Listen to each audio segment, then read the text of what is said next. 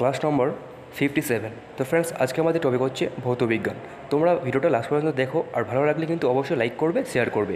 প্রথম প্রশ্ন, নিম্নলিখিত কোন পদার্থটির পৃষ্ঠদ্বারা সব থেকে বেশি? অপশন দেওয়া আছে alcohol, option B hydrochloric acid, option C জল, না অপশন ডি ইথার। তো এখানে তোমাদের যে পদার্থটির পৃষ্ঠদ্বারা সব থেকে বেশি, তো সেটা কিন্তু হচ্ছে অপশান সি জল। অর্থাৎ যেগুলো অপশান দেওয়া হচ্ছে এগুলো অপশানের মধ্যে কিন্তু জলের কিন্তু পৃষ্ঠটান সব থেকে বেশি। এরপরে প্রশ্ন আছে তোমাদের, ফিউজ তারের পদার্থটির বিশেষত্বতা থাকে। অপশানে নিম্ন গলনাঙ্ক, অপশান বি উচ্চ রোধ, অপশান সি উচ্চ স্থিতিস্থাপকতা, না অপশান ডি উচ্চ গলনাঙ্ক। তো ফ্রেন্ডস, এই যে চারটা অপশান, তো এই চারটা অপশানের মধ্যে তোমাদের ফিউজ তারের পদার্থটির বিশেষত্ব কী হবে, তো সেটা কিন্তু তোমরা আমাকে অবশ্যই কমেন্ট বক্সে কমেন্ট করে জানাবে। এরপরে প্রশ্ন, সবুজ আলো একটি লাল ফুলকে কোন রঙে দেখাবে? অপশান আছে লাল, কালো, বাদামি, না নীল। তো এখানে কিন্তু তোমাদের উত্তর হয়ে যাবে অপশান ডি নীল। অর্থাৎ সবুজ আলোয় একটি লাল ফুলকে কী রঙ দেখাবে? নীল রঙ দেখাবে। এই কোশ্চেনটা কিন্তু তোমরা অবশ্যই খাতায় নোট করে নাও। এরপরের পরবর্তী কোশ্চেনগুলোতে যাওয়ার আগে ফ্রেন্ডস, তোমাদের আমি বলে রাখি, তোমরা যদি আমার চ্যানেলটাকে এখন সাবস্ক্রাইব করে না থাকো, তাহলে কিন্তু তোমরা আমার চ্যানেলটাকে সাবস্ক্রাইব করে পাশে থাকা বেল আইকনটি অবশ্যই অন করে রাখবে। এরপরের প্রশ্ন, টরিসেলের শূন্যস্থানে থাকে বায়ু, পারদবাষ্প, স্থানটি সম্পূর্ণ শূন্য, কোনোটিই নয়। তো এখানে তোমাদের যেটা উত্তর হবে, তো সেটা কিন্তু হয়ে যাবে অপশান বি পারদবাষ্প। অর্থাৎ টরিসেলের শূন্যস্থানে কী থাকে? পারদবাষ্প কিন্তু থাকে।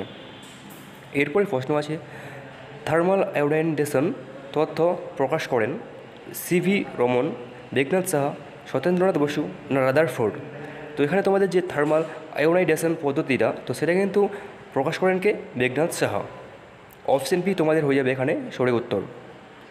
এরপরে প্রশ্ন আছে তোমাদের খুবই একটা গুরুত্বপূর্ণ প্রশ্ন, যে নীতি অনুসরণ করে মহাকাশে রকেট চলে? নিউটনের প্রথম গতিসূত্র, নিউটনের দ্বিতীয় গতিসূত্র, নিউটনের তৃতীয় গতিসূত্র ও ভরবেগের সংরক্ষণের সূত্র, না গতিসূত্রের সংরক্ষণ সূত্র। তো এখানে তোমাদের রকেট যে নীতি অনুসরণ করে চলে, তো সেটা কিন্তু হয়ে যাবে অপশান সি নিউটনের তৃতীয় গতিসূত্র ও ভরবেগের সংরক্ষণের সূত্র। অপশান সি তোমাদের হয়ে যাবে এখানে তোমাদের সঠিক অ্যান্সার।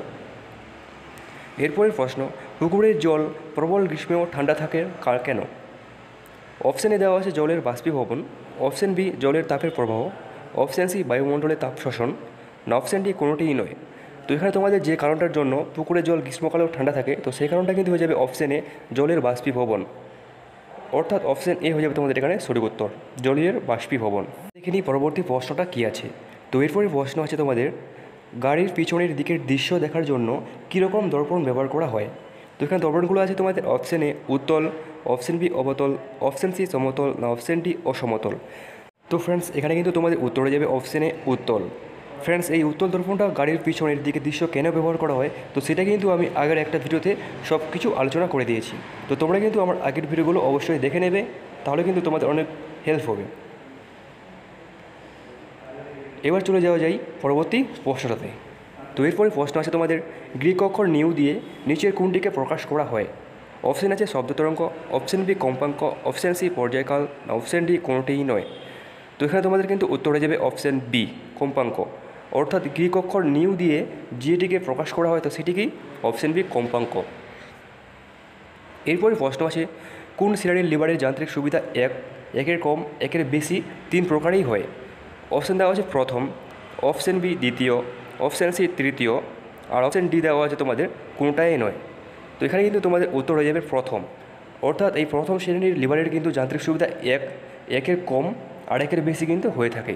আর ফ্রেন্ডস, দ্বিতীয় আর তৃতীয়ের যান্ত্রিক সুবিধা কত, তো এগুলি কিন্তু আমি আগের একটা ভিডিওতে আলোচনা করে দিয়েছি। তাই ফ্রেন্ডস, তোমাদের আমি বারবার বলছি, তোমরা কিন্তু আমার আগের ভিডিওগুলো অবশ্যই দেখে নেবে।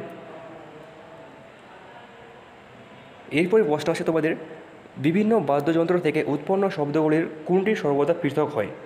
প্রাবল্য, তীক্ষ্ণতা, জাতি, না অপশান ডি সবকটি। তো এখানে তোমাদের কিন্তু উত্তর হয়ে যাবে অপশান সি জাতি। অর্থাৎ বিভিন্ন বাদ্যযন্ত্র থেকে উৎপন্ন শব্দগুলির মধ্যে যেটি সর্বদা পৃথক হয়, তো সেটি কিন্তু কি? জাতি। আর ফ্রেন্ডস, অপশান তোমাদের যেটা ছিল প্রাবল্য, তো এই প্রাবল্য কাকে বলে? প্রাবল্য হচ্ছে শব্দের প্রাবল্য বা তীব্রতা বলতে বোঝায় কি? শব্দ কতটা জোরে হচ্ছে তা বোঝায়। অর্থাৎ শব্দ বিস্তারের অভিমুখে লম্ব রাখা একক ক্ষেত্রফলের মধ্যে দিয়ে প্রতি সেকেন্ডে যে পরিমাণ শব্দশক্তি প্রবাহিত হয়, তাকে কিন্তু কি বলে? শব্দের প্রাবল্য বা তীব্রতা বলে। এরপর তোমাদের যেটা আরেকটা অপশান ছিল তীক্ষ্ণতা, এই তীক্ষ্ণতা কাকে বলে? এই তীক্ষ্ণতা কিন্তু হচ্ছে তোমাদের কি?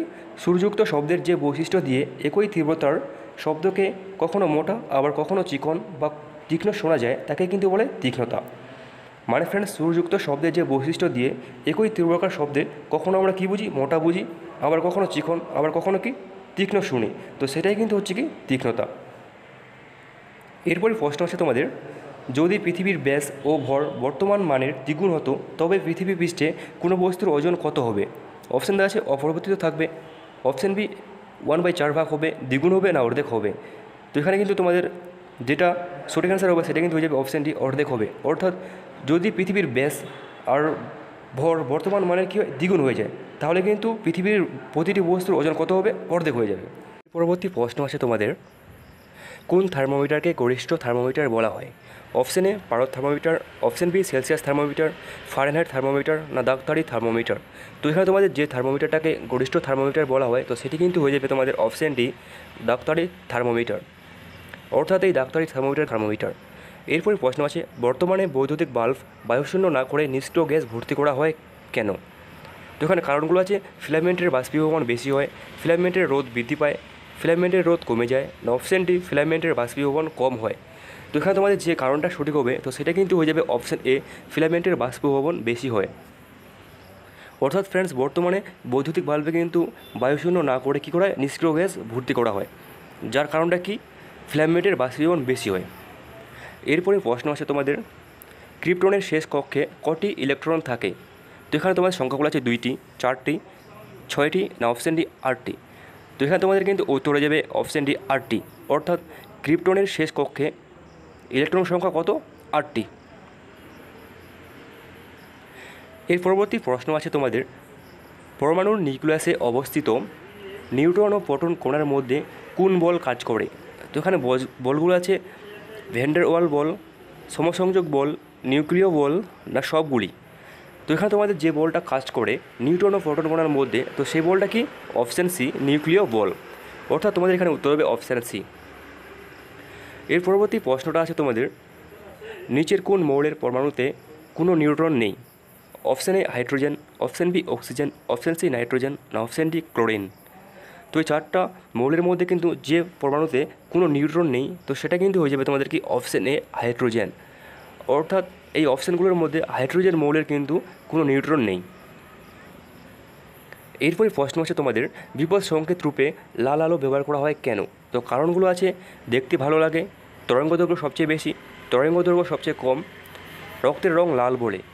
তো ফ্রেন্ডস, এখানে তোমাদের বিপদ সংকেত রূপে লাল আলো কেন ব্যবহার করা হয় তো সেই কারণটা তোমরা আমাকে অবশ্যই কমেন্ট করে জানাবে। তো ফ্রেন্ডস, তো আমি কিন্তু তোমাদের আগের একটা কোশ্চেন্স আর এখন আরেকটা কোশ্চেন্স কিন্তু হোমটাস্ক দিলাম, তো তোমরা কিন্তু এই 2টা কোশ্চেনের উত্তর আমাকে অবশ্যই কমেন্ট করে জানাবে। এরপরে প্রশ্ন আছে, প্রিজমে মোট কটি তল থাকে? অপশান এ 3টি, অপশান বি 4টি না অপশান সি 5টি না অপশান ডি 6টি। তো ফ্রেন্ডস, এইটার উত্তর হবে কিন্তু 5টি। তো আমি কিন্তু আগের ভিডিওতে এটা কমেন্ট করে জানাতে বলেছিলাম, তো তোমরা যারা অ্যান্সার 5 দিয়েছো তো তোমাদের অ্যান্সারটা কিন্তু ঠিক। এরপরে আজকে ভিডিও লাস্ট প্রশ্ন আছে, লবণ জলের ইউট্যাকটিক উষ্ণতা কত? অপশান দেওয়া আছে -10 degree Celsius, -0 degree Celsius, option C -23 degree Celsius না অপশান ডি 40 ডিগ্রি সেলসিয়াস। তো এখানে কিন্তু তোমাদের জলের ইউট্যাকটিক উষ্ণতা হয়ে যাবে -23 ডিগ্রি সেলসিয়াস। অর্থাৎ অপশান সি হয়ে যাবে তোমাদের এখানে সঠিক উত্তর। তো ফ্রেন্ডস, এই ছিল আজকের ভিডিও। তো তোমরা কিন্তু তোমাদের বন্ধুদের মাঝে ভিডিওটা শেয়ার করবে, আর চ্যানেলটিকে সাবস্ক্রাইব করে না থাকলে অবশ্যই সাবস্ক্রাইব করে পাশে থাকা বেল আইকনটি অন করে রাখবে, আর আগের ভিডিওগুলো কিন্তু অবশ্যই দেখে নেবে।